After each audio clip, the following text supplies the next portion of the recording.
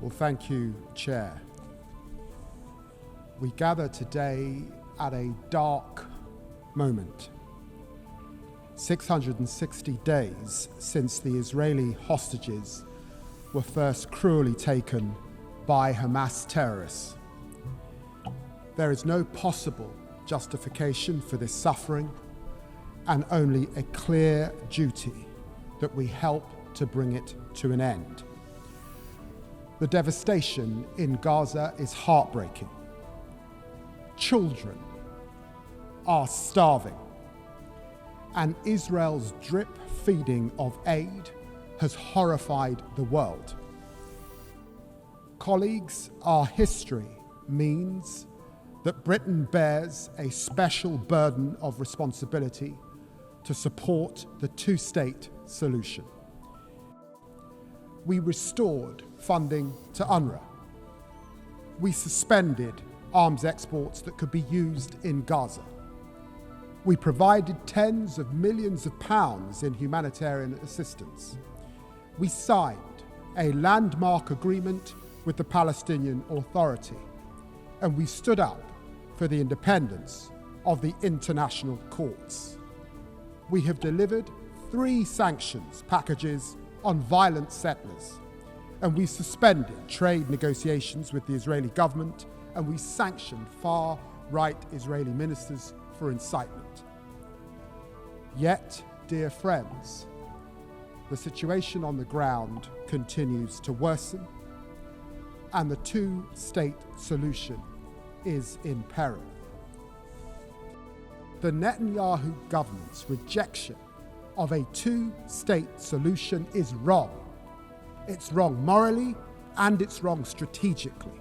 It harms the interests of the Israeli people, closing off the only path to a just and lasting peace. And that is why we are determined to protect the viability of a two-state solution. And so it is with the hand of history on our shoulders that His Majesty's government therefore intends to recognize the state of Palestine when the UN General Assembly gathers in September here in New York.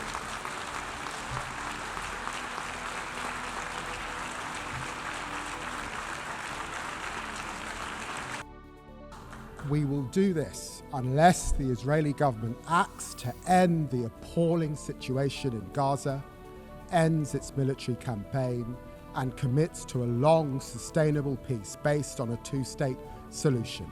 Our demands on Hamas also remain absolute and unwavering.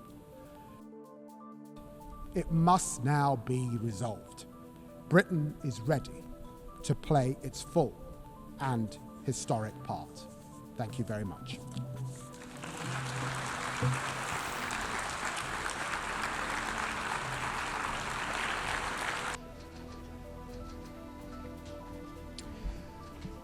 You will just have seen my statement to the UN General Assembly. What I laid out is that the United Kingdom is now on a pathway to recognise the state of Palestine in September before UNGA. We have always believed that there is no better vision for the future of the region than two states. I'll let my words earlier speak for themselves. Heads up to the U.S. President yesterday that he would be making this announcement today.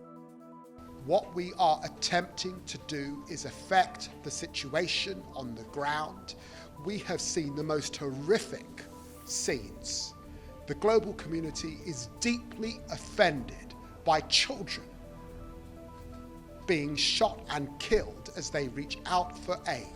The time has come for a ceasefire.